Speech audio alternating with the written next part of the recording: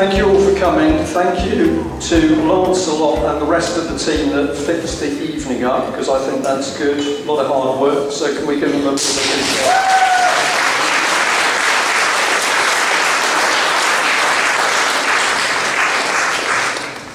Right, now, unusually for me, I decided that I didn't want to do any form of PowerPoint presentation for tonight. I didn't know why. I thought about it a couple of times and then something said don't do it, and I'm really glad I didn't, because it wouldn't have fitted in with the two excellent talks we've had before. And I was sat there listening to what was being said, and then I'm thinking, how am I going to follow this up? Because we've jumped from John Hurst talking about section, whatever it is, 151 officers, and then we've leapt right across to the really big programme with Agenda 21. And of course, as we got into that, we got into more and more detail. It got deeper and deeper and darker. And we need to know it, because if we don't know what it is, we can't do something about it. But you could just feel everybody being pulled into somewhere a little bit heavy. And this is no criticism of Sandy, I don't know where she's gone now, because she did a brilliant job in getting this stuff through. But if you listen to what she said, she very often talked about them and these people, and communitarianism was mentioned, and the Nazis were mentioned, and then we were talking about a range of other sort of political terminology about these people who simply don't have our best interests at heart. So by the time we got to the end, it was perfect for me, because there on screen was Dr. Evil. And that's where we were. And that's why I said to you, just pop outside and have a bit of fresh air. Because when we start talking about some of this very dark, heavy stuff, it drags us all into a bad place if we let it. And I thought it was important. There's no blue sky out there still, but I thought it was important to go out. And the moment you got out the door, you felt better. Anybody not feel better from going outside the door? Okay, so you felt better, and you were out in the fresh air, you were out in the world that was created for you. So I want to take you into a different place tonight, and it's going to be a bit unique, but it's different for me. I haven't got a suit on. Now, somebody gave me this piece of paper at one of the talks. I just happened to find it in my bag while I was sat listening. And it says on it, what the system fears most. The real self is dangerous. Dangerous to the established church, dangerous to the state, dangerous to the crowd, dangerous to tradition, because once a man knows his real self, he becomes an individual. Osho, that's down to, I don't know who that is, but I thought it was a very interesting quote. Sri Rajneesh, Osho. Pardon? Sri Rajneesh. Okay. He's a rebellious person who believes in Gnosticism. Oh dear, well, I still like the quote. Because it's on our side. Good. It's telling us that there's something more to this than just the fact that we've got some form of politics going on.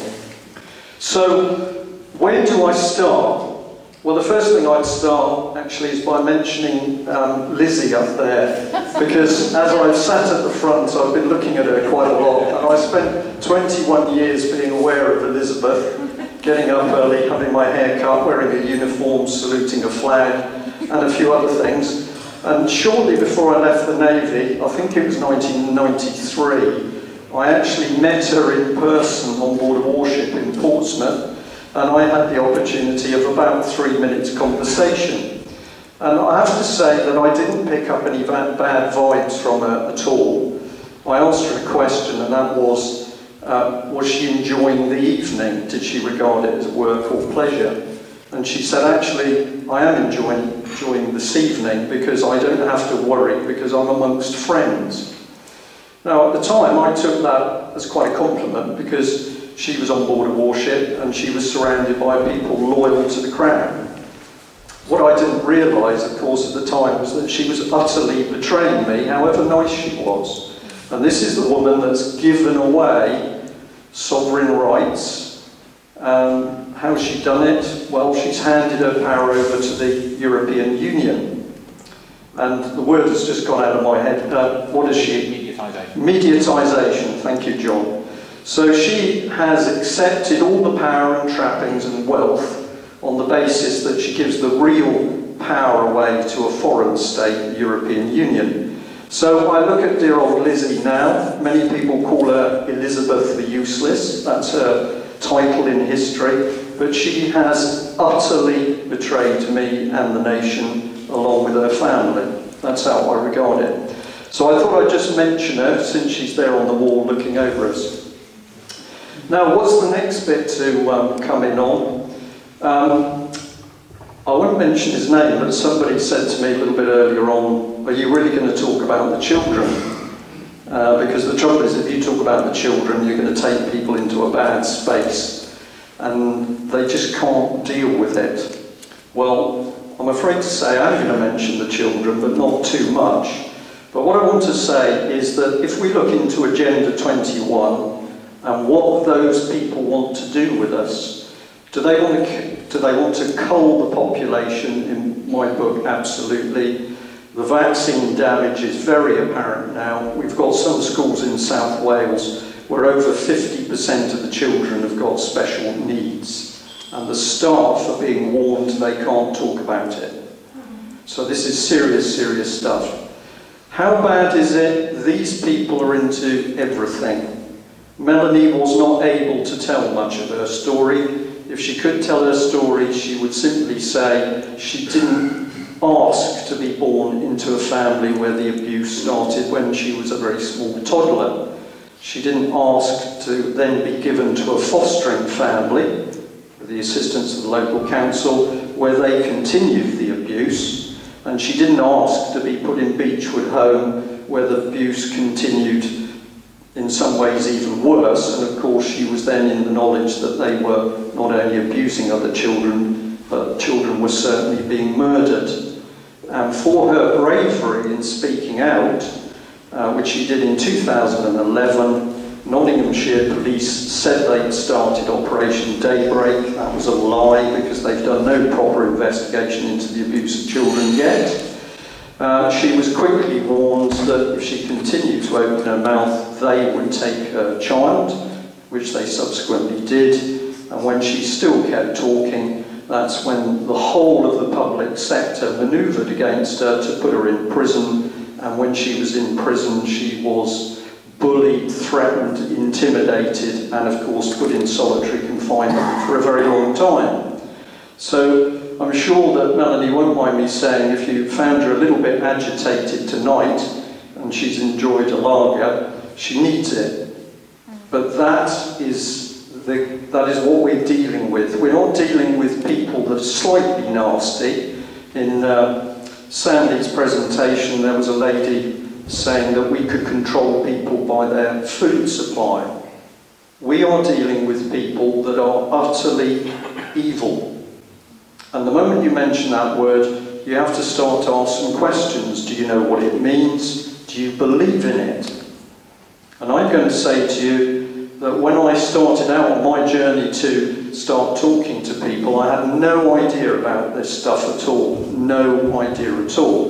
The only thing I discovered was fraud and corruption in Plymouth and an organisation called Common Purpose, which appeared to me a pretty dangerous sort of new version of Masonic movement, but I didn't really understand what it was. But every time I came in contact with Common Purpose people, I got vibes, very, very nasty vibes. And I'll jump forward because about 3 months ago, a lady sent me an email and she casually said, Brian, well, the thing about Common Purpose is it's the first step up on the satanic ladder. And I said, whoa, how do you work that out? And she said, well, it's very easy, because Common Purpose is all about controlling people. It's about taking their free will away. And in fact, it does it in a very devious manner, because it plays with their minds, and they don't actually know that they've been changed. So if you look at the movement into a satanic environment, it is about the control of people. And so I thought about what this lady had to say, And it seemed to me that I thought she was absolutely right. Now, on the subject of children and control, if we've got techniques now that we can play with people's minds and they don't even know it's happened, children are hugely vulnerable. And I'm just going to say to you that for me, the child issue takes us to the heart of the matter, because what bigger crime is there than abusing and murdering children? You can murder adults, you can abuse adults, but they're adults. But children, there's something special, and these people are doing it. There is no question of it. And when people are standing up to try and protect those children, you can see the weight come down on them. And I watch with interest, as they're called shills, but I watch it with interest at the moment as we got people attacking reports that we're doing about children, and they say, oh, well, Holly Gregg was a hoax. Well, it absolutely wasn't. The Hampstead children, oh, well, it was a hoax. Well, it absolutely wasn't. And if you want a clue, just look at the mothers and fathers that have ended up being put in psychiatric units simply for warning that children were being abused. When Anne Gregg first exposed that Holly was being abused, what did they do with her? They put a needle in her backside till she was unconscious, and then she woke up in a psychiatric unit where they tried to say that she was mad. She got out, she got herself psychiatrically assessed, and of course the psychiatrist said she was normal. But what did the state do? They put her in a psychiatric unit. A lady in Cornwall called Emma Stoops, brave enough to speak out about paedophile activity around a primary school, what did they do? They put her in a psychiatric unit. UK column got her out. Another lady, a mother called Holly, excuse me, her daughter was being abused in a particularly unpleasant way. She was put in a psychiatric unit in Oxford on lies, false paperwork, false accusations, false statements, some of the stuff that John Hurst has talked about. So, for me, this is the reality of what's going on. And if you say that we're fighting a regime that is prepared to murder children, we've got to up the game a bit. So how do I now take you somewhere nice? I think we'll do it. How did I start doing this? Well, about I lose track of the years a bit, but I'm going to say about 1995, I was certainly seeing that something was wrong. I didn't know what it was, but I had a feeling that something wasn't right. I used to read articles in the paper and think that's odd. One of the things I thought was odd was when the Bishop of Exeter was hosting a meeting for elected regional assemblies, and I wondered why he was involved politically. When I tried to speak to him, he didn't want to speak to me, neither did his PA, but she did eventually. He wouldn't speak to me properly, she wouldn't, but they said, speak to another lady, and I did, and she calmly said that she was a senior Labour Party activist. And I thought, that's interesting. Why have we got a bishop acting in a political capacity? So I started to see these very strange things happening. And then one night I woke up about 3 o'clock in the morning, and in my head was, look at the papers. Look at the papers. This wasn't to do with the daily papers, it was to do with papers about the boat project that we tried to create in Plymouth to try and get some of the deprived youngsters into jobs, called the Beagle Project. And the strange thing was, the weekend before, I had spent the whole weekend putting a lot of papers and documents into ring files, to the intense annoyance of my wife, who said, what are you doing? And I said, well, I just think I ought to put these papers in order. And I had a lot of papers to put in chronological order. So on this Monday morning, 3 o'clock in the morning, I've got this going through my head, so I get up, I get a cup of tea, I go and pull out the first ring file, and I know I'm looking for something, but I don't know what I'm looking for. And I get through the first ring file, I'm getting cold, I'm beginning to think, something wrong here. I get the next ring file out, and I turn a couple of pages, and there's an email. And the email told me, with hindsight, that there was collaboration between some common purpose people and the university in Plymouth to shut down the project. It leapt out of the page.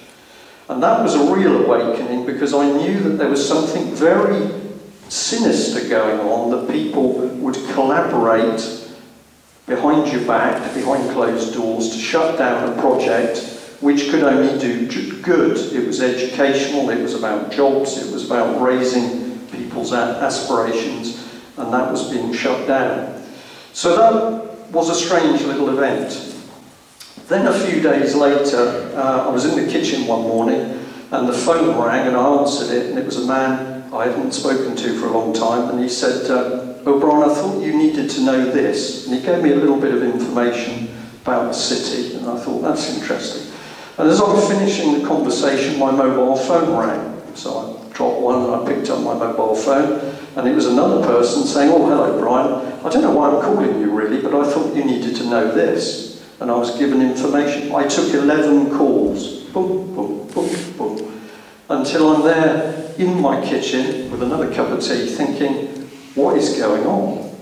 But the information I've been given was all about the fact that Plymouth was utterly rotten, and I was fascinated. Well, a bit of time went on, and then eventually, one morning an old friend of mine called at about 9 o'clock in the morning, and he said, "Brian, what are you doing?" And I said, "I'm at home writing a report." He said, "No, you're not. You're coming with me, coming to see me in Cornwall." And I said, "Why?" And he said, "Never mind that, just come." And I said, "Well, I can't, because I've got to finish the report." "When can you come?" I said, "Maybe next week." He said, "No, tomorrow." "Why?" "Don't worry about that, just come." So this is a very good friend of mine, and I gave in. So the next day I got in my car quite early to drive to his house in Truro. When I got there, I knocked on the door, and a lady I'd never met before opened it. I was a bit surprised. I said, "I'd come to see Paul." She said, "Oh, that's all right, come in, Paul isn't here." So I said, "Well, I've driven an hour and a quarter." And she said, "He'll be back, he's out with the dog. Stay with me, it's a good story."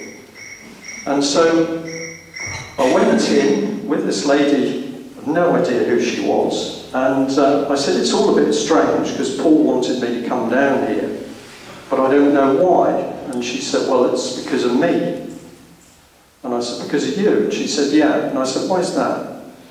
And she said, "Well, you'll find this a bit strange, but I get dreams, and I get visions, and sometimes I hear things." And I said, "Okay." And she said, "Well, the thing is, I had a dream, and you were in the dream." And I thought, this is a very interesting story. So I said, "So what does that mean?" And she said, "Well, the thing is, when I get a vivid dream like that, I've got a message. And you will probably find this quite strange, but it's a message from God." So I'm standing there now at 10:15 in somebody's house, and I'm in a very wacky environment. So I said, "Okay, what's the message?" She said, "Oh, that's the thing I can't remember." I'm looking at her, she looks at me, and she said, "Would you like a cup of tea?" And I said, "Yeah, I think I need one." So she went away and made a cup of tea, and then we sat down at the table, and I said, "Tell me a bit about yourself." And she said, "Well, the thing is, I'm a single mother, I'm quite hard to life. I tried to set up a project to help young people in Cornwall called the Remembrance Project. And it went very well. It was to do with getting older people together with younger children, and everybody loved it. The schools loved it, the old people loved it, the children loved it. And then these really strange people got involved, and they shut it all down. And when I tried to stop them shutting it down, it was really nasty. And I said to her, "I bet they did this." And she said, they did. "How did you know that?" And I said, "Because I've had this with my project in Plymouth." So I started to tell her a little bit about what I'd discovered about all these people who worked together. And she said, that's it. You're describing what I've experienced. It was even in the church. And they accused me of having an affair with the vicar. It was horrible. And my project is destroyed, and all my friends have left me. It's really nasty." And I said to her, "Well, it's happening all over the country." And she looked at me and she said, this is very interesting, because I think that really what we should be doing is getting out there and teaching people. I think, Brian, that what you need to be doing is getting out across the country and showing people what's going on. I think what you really need to do is get going on this quite quickly. Oh my goodness, I've got carried away. And I said to her, I think you've just given me the message. Now, if you think this is a bizarre story, put yourself in my shoes of driving an hour and a quarter to meet a lady who said she got a message for me, which she initially didn't know, but when we talked about bad stuff happening, she told me that what I should be on the road doing is on the road teaching people. Now, there were some other things discussed, which I don't need to talk about, but eventually my friend came back and we talked for a couple of hours, and then I had to go. And I was driving back to my home in Plymouth from Cornwall, lovely sunny day, and at one point I'm thinking to myself, this is really wacky. I could do with a bit of help. Just a thought in my head, and my old mobile phone went beep beep, which is a message, and there was quite a lot of traffic, so I wasn't going to play around with it. Notice the political correctness there. And when I got home, I had a look, and it was a text from this lady, and there was a quote from the Bible in it, a particular passage from the Bible. And I went and had a look at that passage, and to my surprise, it really answered what I was searching for. Over the next month, 6 weeks, I sometimes got 2 texts a day, or 2 texts a week, but wherever I was in a position that I felt I didn't really understand what was going on and I needed some help, in would come the message. And I was intrigued by this. I was very intrigued when one day there was a knock on my front door, and I opened it, and there was a big man called Ted, your sort of size, John, and he'd got an old-fashioned overhead projector. I must watch the time. And I said, hello Ted, what are you doing? And he said, I brought this for you. And I said, why is that? And he said, I just thought you might be giving some talks. So I said, well, that's strange, because I was thinking about giving some talks. And he said, well, you're going to need this projector. So I said, do you want to come in for a coffee? And he said, I can't, I've got to go. I'll go and get the screen. So the next minute, Ted had gone, and in my hall was the old-fashioned overhead projector that takes the acetates and a screen. And I thought, this is bizarre.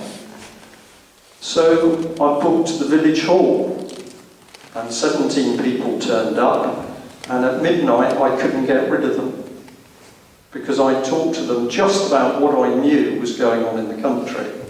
And then I'm going to say to you, really from that time on, everything I needed, everything a little group of volunteers needed, seemed to be provided.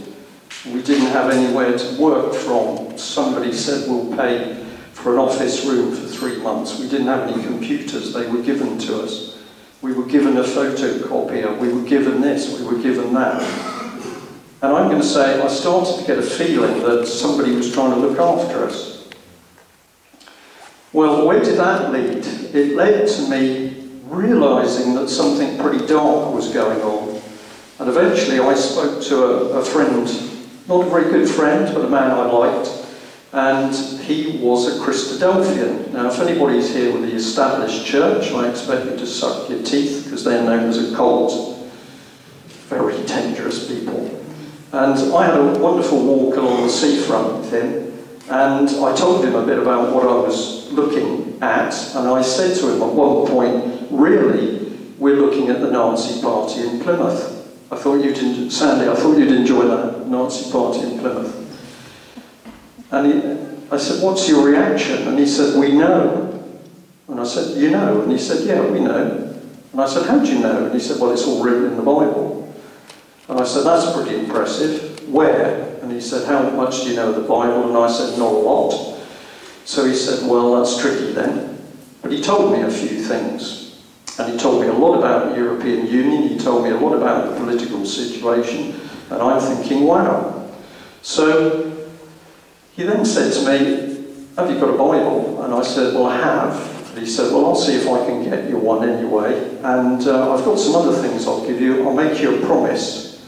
I won't Bible bash you. So I said, okay, that's fine.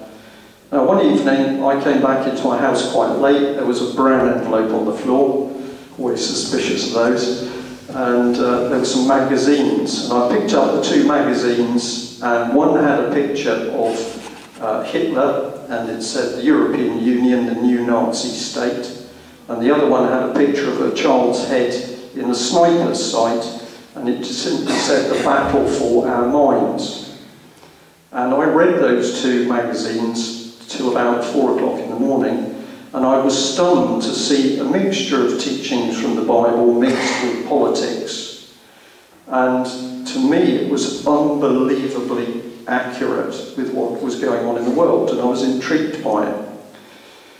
That was the time that I started to get interested in what were we really fighting. And very quickly after that, I was led to have a look at the Book of Enoch. Anybody read the Book of Enoch? Yeah. Well, I'd encourage you to do it. You can get it as a softback book. The one I was reading, an American lady had done an analysis of it.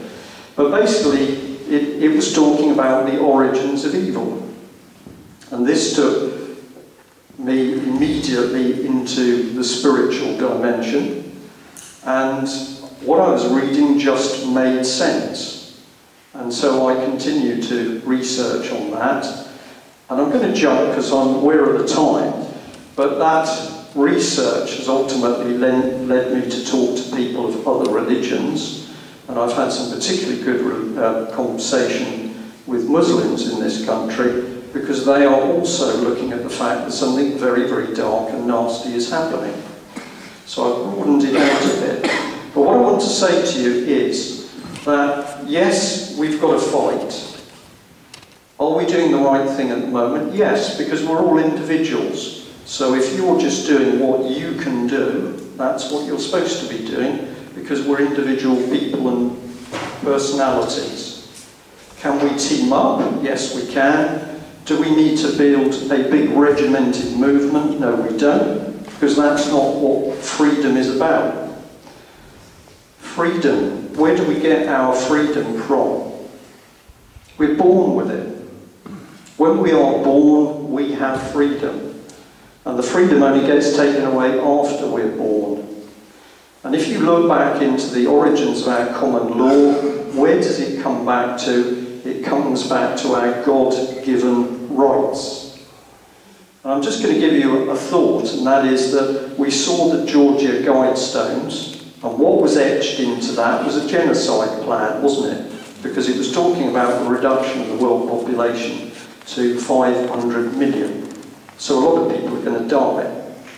Isn't it interesting that whoever had that carved at huge expense did it in tablets of stone? Anyone heard of the Ten Commandments? I have, and I'm going to admit now I couldn't remember them all, but there are some pretty good ones. At the end of the day, don't steal. Love one another. And I have got a very strong conviction that if you actually look at the guidance that was given in the tablets of stone, if we'd followed it, we wouldn't be in the mess we're in now. I'm watching the faces very closely because this is a bit different from what I normally talk about. If we look in a lawyer's office, books and books and books about the law, but all that does is make the law more and more complicated. But the rules we were given originally were very simple. Because if you tell the truth and you love one another and you don't steal and you don't covet other people's assets, you don't get in trouble in the first place. So I don't want to preach tonight. All I want to say to you is that if you really want to understand what's going on, you need to just start to do a little bit of research into what is spiritual. I'm not talking about rainbows, frequencies, quantum physics, because that is well below spiritual. I'm talking about proper spirituality. And then I'm going to say to you, I believe that there is somebody looking after us all, and if we do a little bit of reconnecting with God, you will suddenly find you get all the help you need, whatever you are doing to try and fight what's happening. So, I've bared a little bit of my soul tonight because I've told you some truths about some very strange experiences I've had.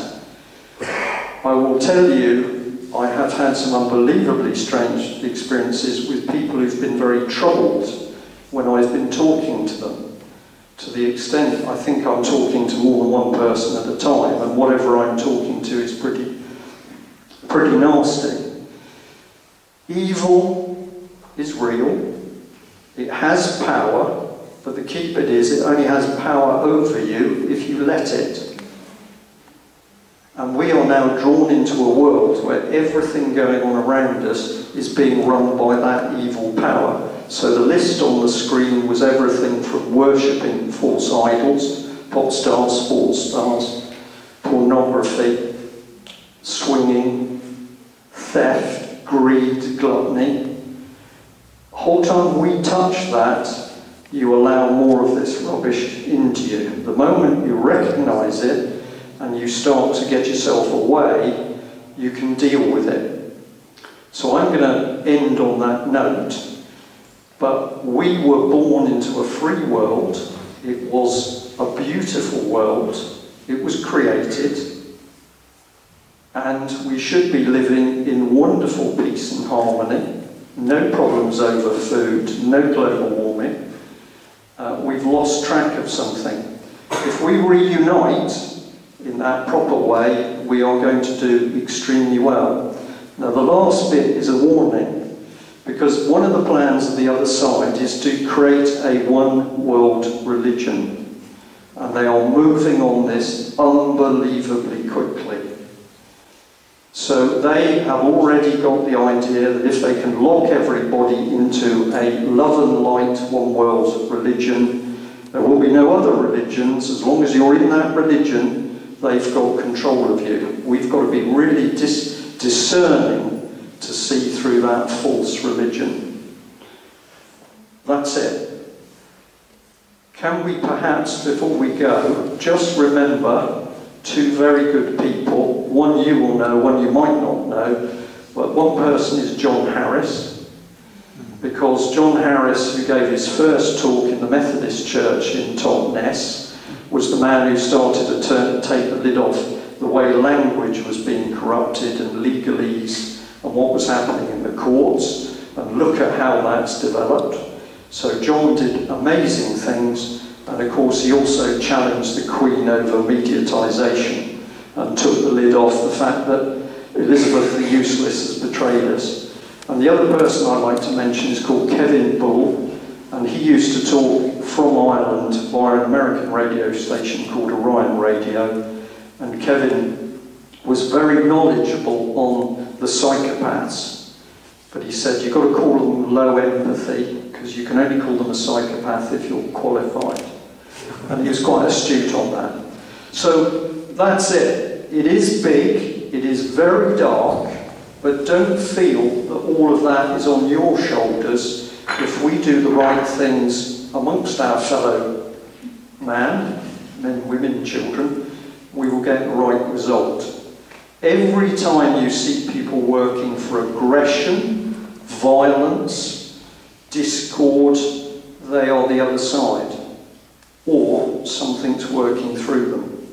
Because we are about looking after one another, and as I've said repeatedly, it doesn't matter what we look like, what our colour is, what our religion is, except Satanism and Luciferianism.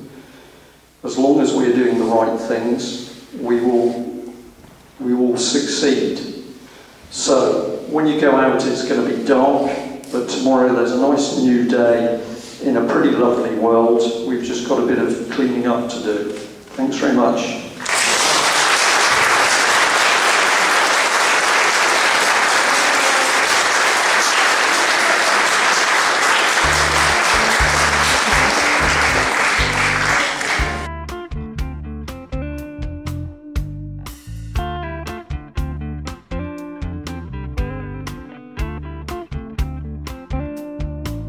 I see strife all around me, no one taking the blame.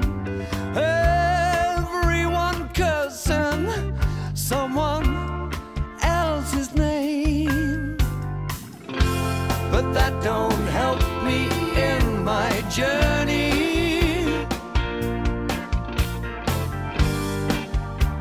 watching your horses run,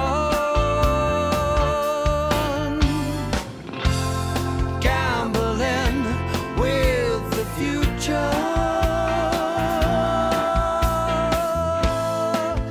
In the guise of oblivion, oh yes, in the guise of oblivion, in the guise of oblivion, in the guise